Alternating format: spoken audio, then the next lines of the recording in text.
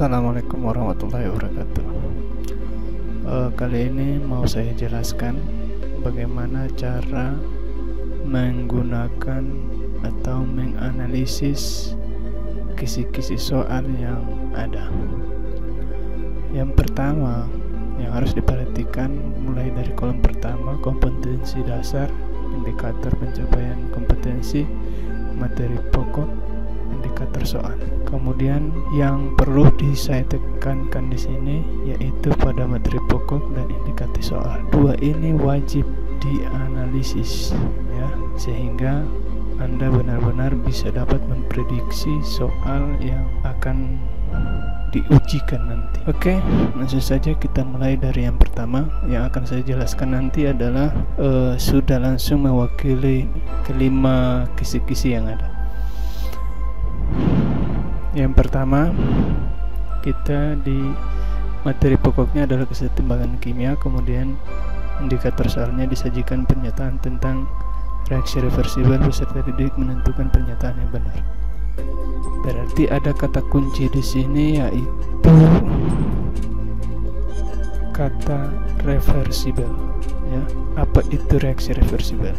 Nah, ini akan saya bahas. Reaksi reversibel itu ditandai dengan arah panah ke kiri dan arah panah ke kanan. Di dalam kimia, reaksi itu dikenal ada dua jenis, yaitu reaksi searah dan reaksi bolak-balik. Kira-kira dari dua pernyataan ini, mana yang merupakan reaksi bolak-balik? Ini ya, karena tandanya arah ke kiri dan arah ke kanan, sehingga dapat disimpulkan bahwa reaksi reversibel itu reaksinya dapat bolak-balik. Kemudian yang kedua, reaksi reversibel itu atau reaksi kesetimbangan itu dapat berlangsung secara setimbang. Kemudian ada satu titik atau waktu di mana reaksi pembentukan produk dan reaksi kembalinya menjadi pereaksi atau reaktan itu laju reaksinya sama. Dengan kata lain bahwa V1 itu sama dengan V2. Ini perlu diingat. Yang berikut juga adalah jenis reaksi kesetimbangan. Untuk jenis reaksi kesetimbangan ini ada dua.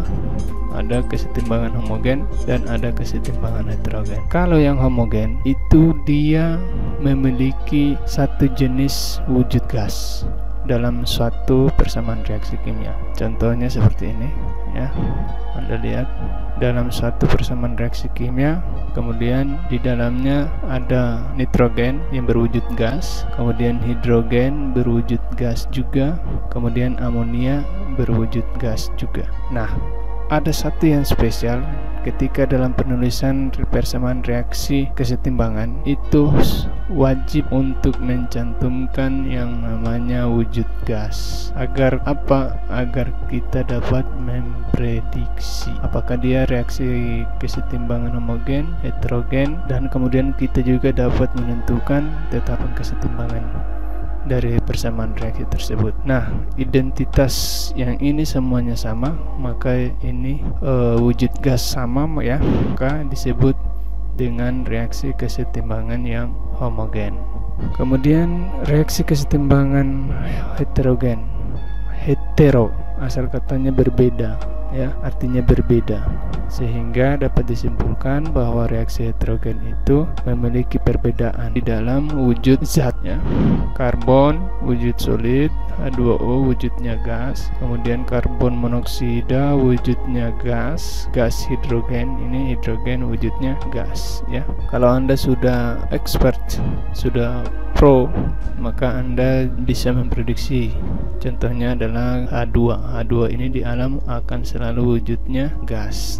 Jadi ada zat-zat tertentu bisa Anda tahu apakah dia wujudnya gas, padat, cair, tanpa disertai dengan keterangan wujud gas. Jadi ada 4 ya wujud gas itu, ada solid, liquid, kemudian gas, dan aqueous. Di dalam kimia kita mengenalnya padat, yang ini liquidnya cair ya. Kemudian G ini untuk gas, aqueous ini untuk larutan. Oke, yang ini untuk padat. Oke guys, berikutnya itu pergeseran kesetimbangan, atau seringkali juga disebut juga dengan pengaruh reaksi kesetimbangan. Ada 4 yang perlu digarisbawahi di sini, 4 pengaruhnya, yaitu yang pertama konsentrasi, yang kedua volume, tekanan, dan suhu. Hal yang mendasari pergeseran kesetimbangan ini adalah asas Le-Chatelier, seringkali juga disebut hukum aksi reaksi. Bagaimana terhadap persamaan kesetimbangan dilihat dari pengaruh reaksi. Jika suatu sistem kesetimbangan atau suatu persamaan reaksi, ya, ada produk, ya, katakan lagi nih, A tambah B bereaksi menjadi C. Saya tidak tulis saya tidak tulis wujudnya juga karena agak susah menulis dengan mouse. Lanjut sampai di situ. Jika suatu kesetimbangan kita tambahkan konsentrasi pada zat sebelah kiri, maka kesetimbangan akan bergeser dari arah penambahan. Jadi kesetimbangannya akan bergeser ke arah produk. Tapi jika salah satu komponen dikurangi, katakanlah yang ini dikurangi, maka kesetimbangan akan bergeser ke arah yang berkurang tadi. Dia akan bergeser ke kiri, gitu. Berikutnya untuk reaksi, untuk pengaruh volume. Untuk volume dan tekanan ini dia akan berbanding terbalik. Jadi jika katakanlah ini 2 zat, ya, A tambah B bereaksi menjadi C. Untuk volume, saya ini untuk volume, ini untuk tekanan P. Jika V ini, jika A ditambahkan, ya, volumenya, maka reaksi akan bergeser pada koefisien yang lebih besar. Antara A dan B ini 1, di sini ada 3, jadi yang lebih besar adalah C. Sebaliknya, kalau volume ditambahkan, maka tekanannya itu sudah pasti akan turun, ya. Artinya jika tekanannya turun, maka reaksi pun akan bergeser ke arah yang koefisiennya lebih besar, sama. Tapi jika volumenya itu diturunkan, katakanlah ini diturunkan, ya, yang ini diturunkan, maka volume akan bergeser ke arah yang koefisiennya lebih kecil.